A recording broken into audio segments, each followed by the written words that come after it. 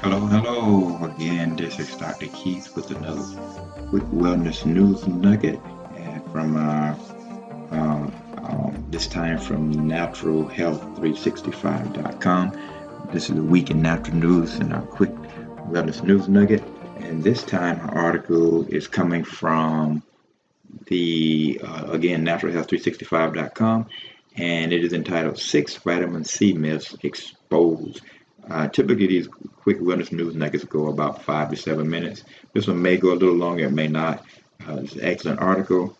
And again, if you don't know what this is about, I'm a naturopathic practitioner, and I do a quick wellness news nugget where I take an article that has come out during the week or sometime even that day and basically give my commentary on it from a perspective of a natural health practitioner. This is Six Vitamin C Myths Exposed. Vitamin C is actually one of my favorite um, elements, if you will, to help people with their health, be it in food or sometimes in supplement, depending on how it's needed. But let's look at this article. The article starts off by saying vitamin C, also known as ascorbic acid, is one of the most talked about and studied vitamins on the planet. Yet, despite all the scientific evidence, we still have too many people confused about its benefits, thanks to many misleading nutritional or so-called nutritional articles. I say it puts nutritional in quotes there. And the author goes on to point out that vitamin C is absolutely essential for cardiovascular and immune system health. And then she cites Dr. Linus Pauling, who was a Nobel Prize winning researcher, and he definitively linked vitamin C with heart health and stressed the importance of sufficient supplementation. And she goes on to say that now, quote, integrative cardiologists, including Matthias Rath, MD, and Thomas E. Levy, MD, JD, are continuing Pauling's life saving work. Unfortunately, though, she says, too many conventionally trained physicians view high dosage vitamin C therapy with skepticism, no matter how impressive the results. Having said that, she says, today we'll discuss on six of the greatest myths surrounding vitamin C. And so the first one she points out is vitamin C deficiency is associated with heart disease, and she makes clear that this is a very important point. And Linus Pauling, again, like I said earlier, and it was also pointed out earlier in the article, he was a Nobel Prize winning researcher with regard to high dosage supplements. And in fact, when I was in school, we had to study orthomolecular nutrition, which is basically his concepts of and the benefit he's seen from high dosage supplements when people who had significant deficiencies. And so she points out here in Linus Pauling's theory, heart disease is actually a manifestation of vitamin C deficiency, and atherosclerosis, with its attendant plaque deposits, is the body's attempt to heal the cracks in arteries caused by the vitamin C shortfall. Supplementation with high dose vitamin C restores heart health in two ways. And basically, this is Linus Pauling's concept. And she goes on to point out how vitamin C, number one, in his theory, scavenges harmful free radicals that causes oxidative stress while functioning as an important building block for collagen, a protein needed to promote healing, structure, and stability in your arteries. And the article goes on to point out further that since the 1980s, a host of studies have actually helped to confirm Dr. Pauling's theory. There was a paper, as pointed out in this article, published in the Journal of Cardiology and Current Research, and the researchers reported that high-dose vitamin C reduces heart attack and stroke by up to 98%. Now, this was a paper published in the Journal of Cardiology and Current Research, and she cites this in this article at Natural Health 365. So here's one benefit, even before we get into the myths. Here's a published paper in the Journal of Cardiology and Current Research that basically establishes or pointed out or made plain the fact that high dose vitamin C can actually help prevent heart attack and stroke by significant up to 90%. That's very significant. Now the article goes on in to talk about some six of these myths concerning vitamin C, and it starts off by pointing out a book by Dr. Levy, he's a promoter of high dose vitamin C. And the article points out that he had written a book called Primal Panacea. High dosage vitamin C pioneer Dr. Levy, it says, called this statement, and the statement referred here to is there are no studies on vitamin C, which is myth number one. It's pointed out here. And he goes so far in his book, Primal Panacea, to say that this statement, to make such a statement, is actually medical malpractice. And he says it would be understandable if voiced by a mechanic or a stonemason, but not by a physician. Then he goes on to point out, according to this article, how that Dr. Levy points out that a simple PubMed search yields more than 60,000 studies on vitamin C, many of them showing positive effects on human health. So that would be a significant myth if a physician were to blurt out that there are no studies on vitamin C when there are more than 60,000 studies conducted on the vitamin, so-called vitamin. It would be tantamount to medical malpractice to make such a statement, and also to deception. The article is going to point out further how board-certified cardiologist Dr. Levy has written extensively on vitamin C, including a landmark review of 650 peer-reviewed studies on the effect of oxidative stress on vitamin C levels, as well as on the ability of vitamin C to reverse atherosclerosis. So interesting. Then they move on to myth two, and myth two, that there's no evidence that vitamin C works. Again, the article points out how this is absolutely absurd. Dr. Livy again references over 1,200 studies showing beneficial effects, and he points out this only scratches the surface of what is known about vitamin C's therapeutic abilities. And there is a problem with what constitutes a study, the article points out. And then, citing Dr. Livy again, this article goes on to point out how, in order to be acknowledged by the medical community, Dr. Livy points out that a study must be large, randomized, placebo-controlled, and double-blind. At first glance, this sounds reasonable, she says, but are you ready for a shocker, she asks, the author asks in this article.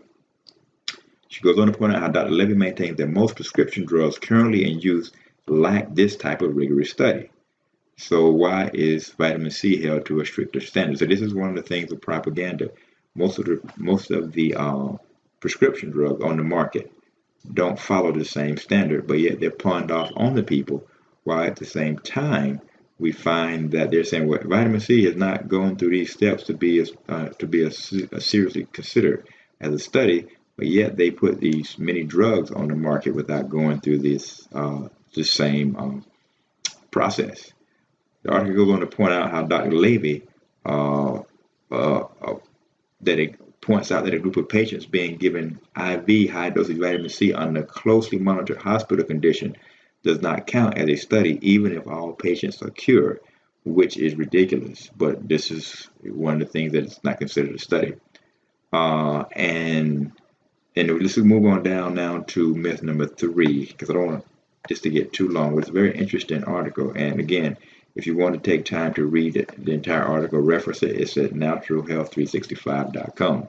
Myth number 3, vitamin C is unsafe. And again, the article goes on to point out how this is ridiculous as well, because it does appear to be one of the safest substances on earth. For right now, as the article points out, there is no known lethal dose. And it goes on to say, the article says, quote, in fact, natural health experts note that plain water is more toxic than vitamin C. And vitamin C seems to be free of dangerous side effects even at high doses. And then here in this area here, this article goes on to say further that the RAF recommendations may call for over 10,000 milligrams of vitamin C a day, and some clinicians routinely use doses of 250,000 milligrams to 300,000 milligrams a day. This is an absolutely whopping amount that is over 3,000 times the RDA recommended amount, yet no serious adverse effects have been reported. Now, of course, these massive amounts of vitamin C would only be given in conditions of someone with serious health issues in general. And so, again, 10,000 a day would not be a problem. 10,000 milligrams of vitamin C a day is not be a problem at all. But when you get up to mega doses of 250,000, you would typically see those kinds of amounts used with people with severe infections, people with cancer, etc. As this article goes on to point out further, they write that it's worth pointing out that pharmaceutical medications administered in hospitals kill thousands of patients a year. And then they cite a recent Johns Hopkins study which reports that 250,000 people die every year from medical errors, making it the third leading cause of death in the nation, right behind heart disease and cancer. And so again, the article is simply pointing out that there is a double standard. Myth number 4, vitamin C causes kidney stones. It goes on to say this myth is based on a medical fact, but is a myth nonetheless.